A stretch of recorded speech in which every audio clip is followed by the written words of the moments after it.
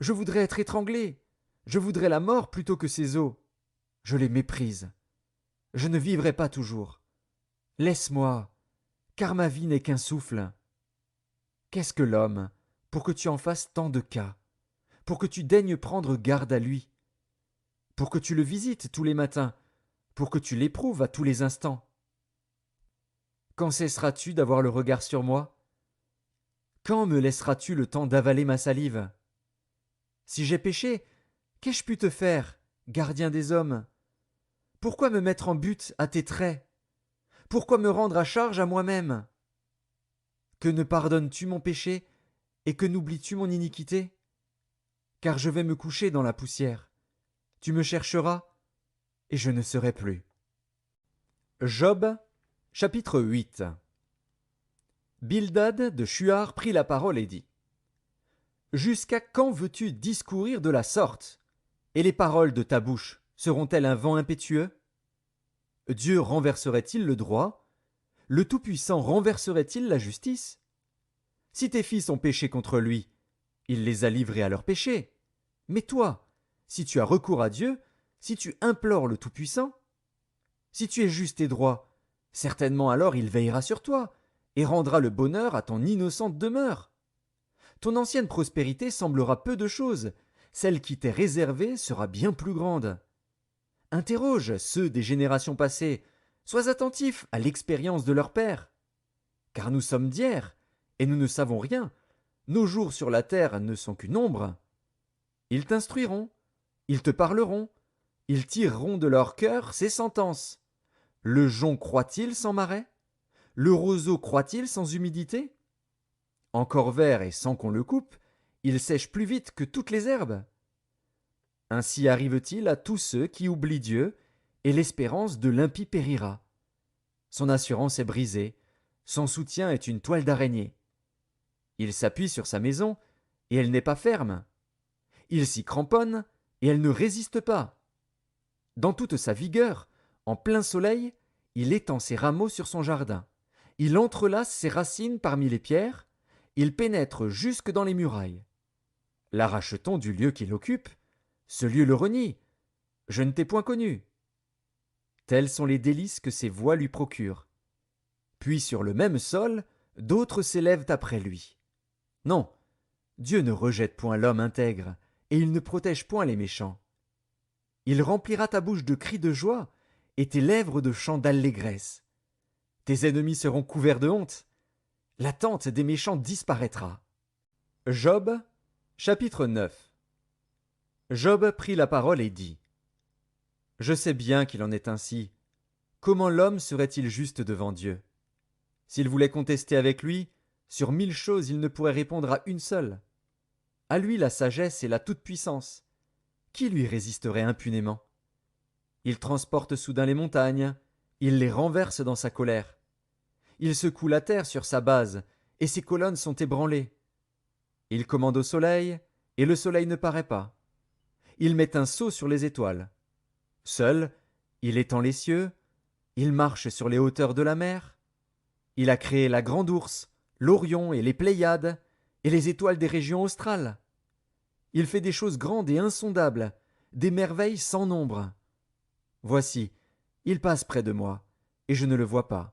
Il s'en va, et je ne l'aperçois pas.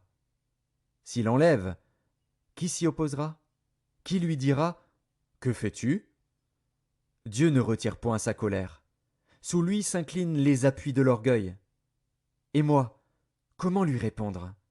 Quelle parole choisir? Quand je serai juste, je ne répondrai pas. Je ne puis qu'implorer mon juge. Et quand il m'exaucerait, si je l'invoque, je ne croirais pas qu'il eût écouté ma voix, lui qui m'assaille comme par une tempête, qui multiplie sans raison mes blessures, qui ne me laisse pas respirer, qui me rassasie d'amertume. Recourir à la force? Il est tout-puissant. À la justice? Qui me fera comparaître?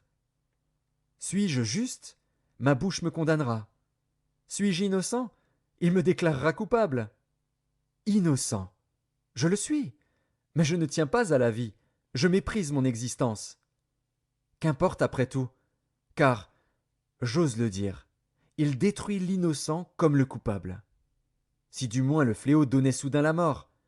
Mais il se rit des épreuves de l'innocent. La terre est livrée aux mains de l'impie. Il voile la face des juges. Si ce n'est pas lui, qui est-ce donc?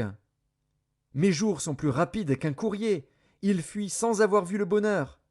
Il passe comme les navires de jonc, comme l'aigle qui fond sur sa proie. Si je dis, je veux oublier mes souffrances, laisser ma tristesse, reprendre courage, je suis effrayé de toutes mes douleurs. Je sais que tu ne me tiendras pas pour innocent. Je serai jugé coupable. Pourquoi me fatiguer en vain? Quand je me laverai dans la neige, quand je purifierai mes mains avec du savon, tu me plongerais dans la fange, et mes vêtements m'auraient en horreur. Il n'est pas un homme comme moi, pour que je lui réponde, pour que nous allions ensemble en justice. Il n'y a pas entre nous d'arbitre qui pose sa main sur nous deux. Qu'il retire sa verge de dessus moi, que ses terreurs ne me troublent plus. Alors je parlerai et je ne le craindrai pas.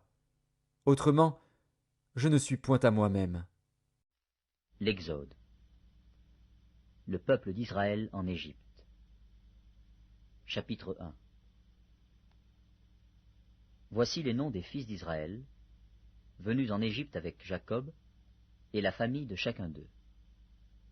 Ruben, Siméon, Lévi, Juda, Issachar, Zabulon, Benjamin, Dan, Nephtali, Gad et Aser. Les personnes issues de Jacob étaient au nombre de 70 en tout. Joseph était alors en Égypte. Joseph mourut, ainsi que tous ses frères et toute cette génération-là. Les enfants d'Israël furent féconds et multiplièrent, ils s'accrurent et devinrent de plus en plus puissants. Et le pays en fut rempli. Il s'éleva sur l'Égypte un nouveau roi, qui n'avait point connu Joseph. Il dit à son peuple, « Voilà les enfants d'Israël qui forment un peuple plus nombreux et plus puissant que nous.